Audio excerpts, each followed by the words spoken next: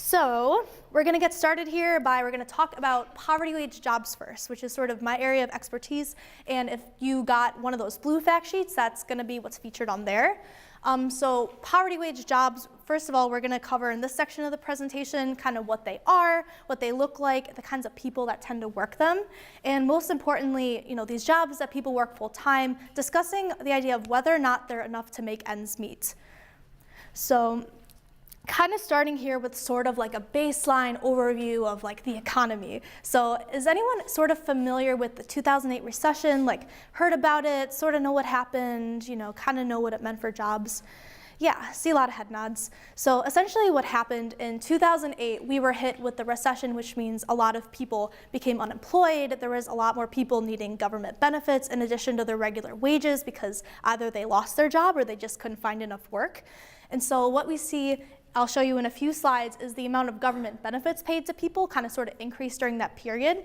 And now we're in what a lot of people call this post-recession period. So a lot of people kind of in the economic sector are saying things like, the economy is great and people are having jobs. Our unemployment rate is at an all-time low of 3.2%. Things are looking great.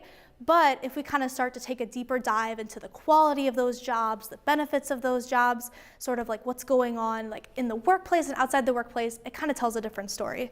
So this on the left here, so this graph shows, it's called productivity and hourly compensation.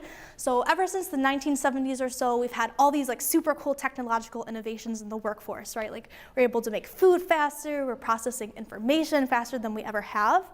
But wages for people who work full time has started to stagnate in comparison with that big increase in the number of goods and services that we've been able to give out to people. And so that's been really challenging in terms of people, they're working, they're producing more, they're producing all these goods and services, but they're not always getting compensated for everything that they're doing. And this graph on the right here shows, again, what I was saying about that unemployment rate overall, the number of people without a job is going down. But what you may notice is that this blue line on the bottom here, this involuntary part-time work, people that maybe aren't getting as many hours as they need to pay their bills, or they're not getting as scheduled as many hours as they would like to kind of live comfortably, that number has more or less stayed pretty stagnant and has actually started slightly increasing in recent years. And so the idea used to be all of us are super fortunate to be in college and getting college degrees. Our prospects for the job market after we graduate is generally pretty good.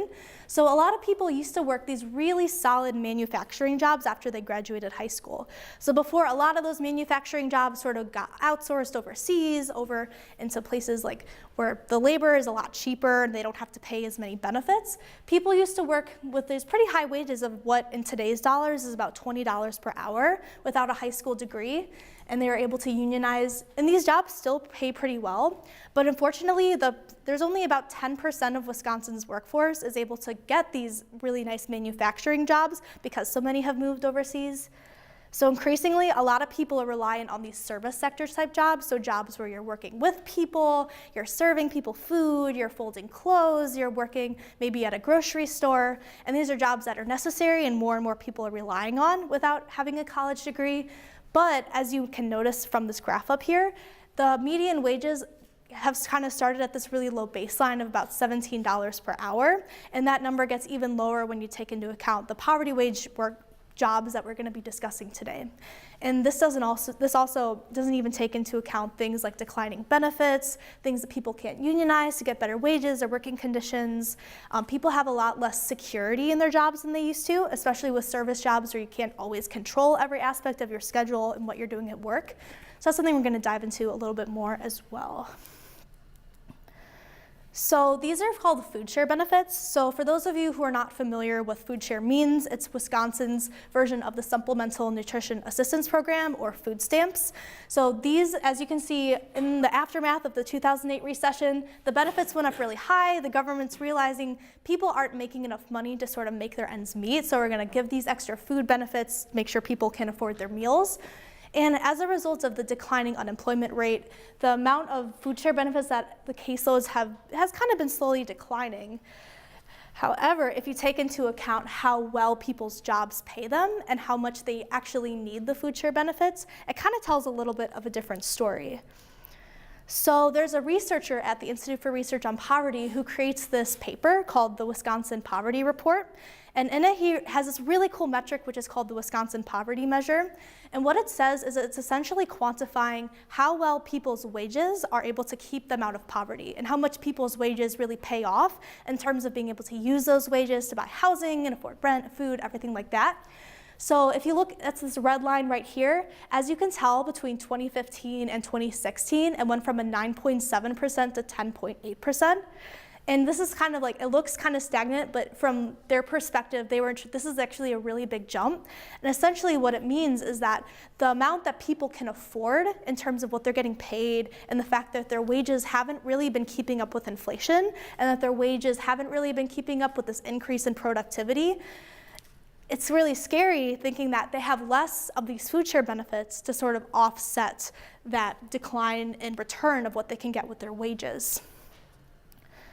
So to kind of actually give you like a really solid idea of taking this out of the theoretical and bringing it down to sort of like the physical level of like what people are doing in our community, how much money they're making, and what they can earn. So we have this like kind of this baseline. When we say poverty wage jobs, what we're talking about here is roughly $11.95 an hour, which is essentially the wage calculated in 2017, where if you work full-time for $12 an hour, you will not earn enough to keep a family of 4 above the federal poverty line. So obviously there's different ways of kind of assessing this and measuring it, but just for your reference, that's kind of what we're using here. So someone who works in food service, defining this as the people that you find at McDonald's, who are managers at the dining halls, people who like either cook you food or serve you food, waiters and waitresses and the like. Their median wage in Wisconsin is about $10.33 per hour, which is only slightly above the median wage. And what this means is almost 6 in 10 workers are they're working full time, but the wages that they're earning are these poverty wages that aren't able to lift them out of the federal poverty line. Similarly with retail workers, so people who work in stores, this includes people who work in grocery stores and clothing stores, people who like check out your products when you go shopping. About half of those workers earn poverty wages, so the people that you interact with at Walgreens, maybe half of them aren't really making enough to kind of lift themselves out of poverty despite working 40 hours a week. And long-term care workers. So I know a lot of you are public health Badger volunteers. Maybe you've like worked alongside long-term care workers or like know of a few of them who kind of like work with you with some of the older population that you're working with or population with physical mental disabilities. They provide like a critical human service, right? Kind of working with making sure everyone's needs are taken care of. But surprisingly, about 41% of those long-term care workers that so many people rely on earn enough to get them above the federal poverty line. And this is all for Wisconsin, by the way.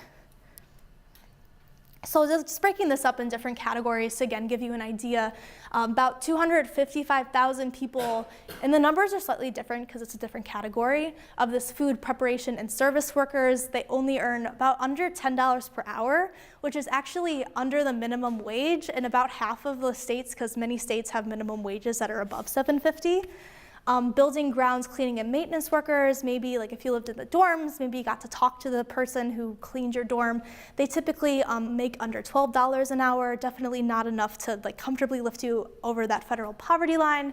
And again, these personal care and service workers have, about 115,000 of them in our state, serving in our communities, making about $11 an hour. So maybe you all have like kind of some pre-existing thoughts of like the answer to this question of, are these wages that people making enough to make ends meet here in Dane County? So to help us answer this question, we're gonna use some data that I found using a device called the Economic Policy Institute Family Budget Calculator, which we're gonna play with a little bit more like after this slide. So I plugged in, so you're able to kind of click on what county you're from, like how big your family is, and it basically tells you how much you need to make in order to like have all of your needs met in that given county. Because as we know, like standard of living in Madison is very different than the standard of living like up in Ashland or something. So in Dane County, if you are a single parent with a child, you need to make $33 an hour in order to have your needs met according to this metric. This is pretty different than some of these median wages. People would probably have to make 3 times what they're making in these very popular service type jobs in order to even come close to this threshold. Similarly, if you're in a 2-person family, it's a little bit easier, right? You can only have to make about $22 on $20 an hour, but still that's about double or so what you typically make in one of these poverty wage jobs and these service jobs. These numbers get really scarily large when you talk about single parents with multiple children. Maybe you've all kind of interacted with single parents with multiple kids, like at your budget volunteer site, maybe when they're picking up their kids from after-school care, they're picking up their kids from school. It's really tough to be a single parent, especially in Madison, where the living costs are really high. According to this metric, you need to make about $40 an hour in order to keep you and your kids out of poverty, which is, pretty, even for college, like people with college education, right, that's pretty high. So you need to have like a lot of skills, especially for someone that only has a high school degree or less than a high school degree. It can be really, really challenging to find jobs that even kind of come close to this standard. And same for if you have 2 parents and multiple kids, you need to make about $27 an hour, which may be pretty comfortable for someone with a college degree, but thinking about some of those people that maybe you've interacted at your Badger volunteer sites, thinking about, would this kind of be a standard that's accessible to all the community members I'm interacting with? So now it's kind of the fun part of the presentation. So I kind of talked up this like family budget calculator, and what we're gonna do is, if you all are interested in kind of learning about what people need to make in your county and like kind of what like the standard of living is and like how much you would really need to earn to stay out of poverty, you can search any like county or metro area and you can select like the number of adults and children. So if you just want to like raise your hand or shout out if you want me to type it in. Yeah. Can you do Menominee County? Menominee, you said? Yeah. Okay.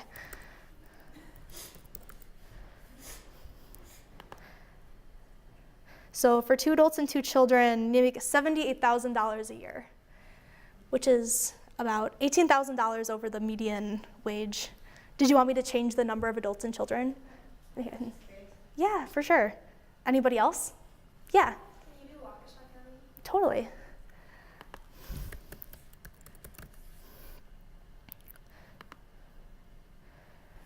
So about 82,000, a little bit higher than Menominee. Interesting, right? We had, so one of the interns who works in the office with us, he's from Manhattan, New York, and it was 155,000. It's really high. Anybody else? Milwaukee?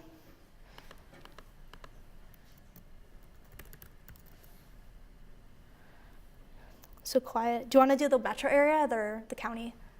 I think we just did that one. Oh, gotcha. So for 2 adults and 2 children, about 80,000, kind of in that same ballpark as Waukesha. All right, cool. Anybody else? Yeah. Wait, I have a question. Is that 80,000 like each parent has to make that, or like the sum of the 2 parents? Yeah, so for this one, it's for both of them. So like the household income would have to be that much. So that would be like, if you, like 2 partners both made like 40,000, you'd be pretty good. Yeah. The scary part is if we did 1 adult, so that single adult would have to make $69,000 a year, which is well over kind of like the median household income for 2 spouse households. So yeah, does anyone else, that's a really good question. Does anyone else have any questions or want to shout out? All right, cool. Well, thanks for participating. So we're actually gonna move on to the affordable housing part. Hand it over to Will here. Yeah, so I'm going to talk a little bit about affordable housing, and I'm really happy I get to go after Anna, because I think the issues are sort of part of the, kind of different sides of the same coin. It's not only that people aren't being paid enough, right? They have to pay too much for things that are necessities. So just now we saw, the cost calculator, and the top budget item was housing, and that's pretty common for most families. People, usually that's your largest budget item, right? So before we get too far, into the nitty gritty, I think an important quote or just an important idea to remember is the rent eats first, or housing is a necessity, right? So before you can pay for all these other things that are also necessities, right? Healthcare, transportation, childcare, you have to pay your rent, or you'll be evicted, and a whole host of issues come with that. So that's just an important idea to have in the back of our minds. I'm going to say, spending too much on rent or cost burden or extreme cost burden. What I mean is over 30% of your income, you're considered cost burdened. That's set by, it's a little bit arbitrary, like why not 29%? But it's what the federal government uses, it's what most poverty researchers use, and you can see a host of issues that arise when people start paying more than 30% of their income for rent, and that gets even worse with 50% of your income for rent. So again, like keep this in, you're paying 50% of your income on rent, that leaves so much less for these other necessities. So what do we see in Dane County? These graphs show the same thing. On the left, it's just percentages. On the right, it's real numbers. Note that these don't include students. That's just the numbers that we have, don't include students. So about half of Dane County renter households are cost burdened or extremely cost burdened. About 1 in 4 are extremely cost burdened. And why is that? Dane County has a really tight rental market. I think that's something people usually associate with really large metropolitan areas, New York, San Francisco, etc. But you see that in Dane County as well. A lot of really high-paying jobs, and so a lot of people want to live here, right? So that means we have a low vacancy rate, below national average. That means landlords can both charge more and they can be more stringent on who they let into their building. And we also see major wage disparities, right? So overall, Dane County is a very wealthy county compared to the rest of Wisconsin and the rest of the United States. But like Anna just said, some of the most common job categories aren't paying nearly enough to make ends meet in Dane County. So when new buildings are built in Dane County, it's generally buildings targeted more towards the high end of the income spectrum. So people coming to work for Epic, for example. Not necessarily people on the lower end of the spectrum, right? Because developers can make more money catering to a more wealthy clientele. So I want to introduce this idea of an affordability gap. So like I said, so you take a family of 2 in Dane County, the median income is about $71,000, which is a lot compared to Wisconsin, a lot compared to the rest of the United States. But remember, right, like a lot of people aren't making $71,000. The job categories that Anna mentioned, food service, retail, long-term care, not making anywhere close to that, probably making closer to $23,500. So let's say it's a mom and 1 kid making $23,500 a year. For her not to be cost burdened, for her to pay less than 30% of her income for rent, she has to find a 2-unit apartment for $550 a month, which, I think we're all somewhat familiar with rental prices in Madison, and that number should strike you as kind of ridiculous, right? A $550 2-unit apartment in Madison, good luck, right? Like that's gonna be hard to find. Even the $916, which is that 50% cost burden number, trying to get under that, that's still a little dicey, right? So you can kind of see that. This is graphed on the left here. On the right, you see the number of Dane County renter households earning roughly 30% of area median income. So that's that around 23,500 figure. And then on the left, that's the number of units that would be affordable for a family earning that amount. So as you can see, it just, like the number of families that earn that amount dwarfs the amount of units that are affordable for them.